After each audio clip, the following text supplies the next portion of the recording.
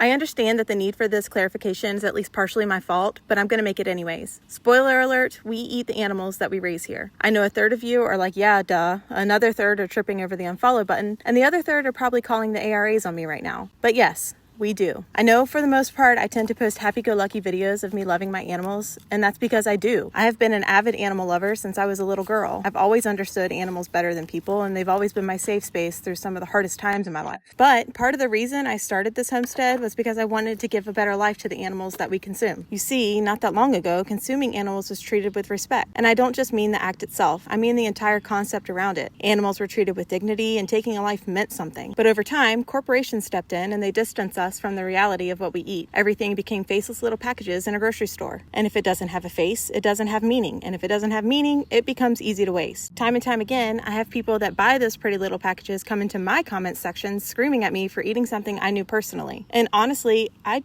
can't wrap my head around that. Well, actually I can, because there was a time in my life where I thought the same way. But the deeper I got into this lifestyle, the more I realized something. I would rather carry the burden of sadness and heartbreak myself than place that suffering onto an animal that feeds my family. The animals here have daily attention, care, food, love, sunshine, safety. If I can help it, they never know a bad day. They never know fear. I spend time making sure that they trust me, so until the moment their eyes close for the final time, they just think it's another day with mom. And I understand that sounds twisted to some, but to me, it's the greatest kindness I can offer something that nourishes my family. I also try my best to use as much of the animal as possible and waste as little as I can. I'm a whole lot less likely to let meat rot in the fridge when I watch that life begin, grow, and make its way to my table. So again, I fully understand that this lifestyle is not for everyone. I know it's hard. I live it every single day, but it is for me. And honestly, I'm just kind of over explaining myself to people who don't actually want to understand. Okay, love you, bye.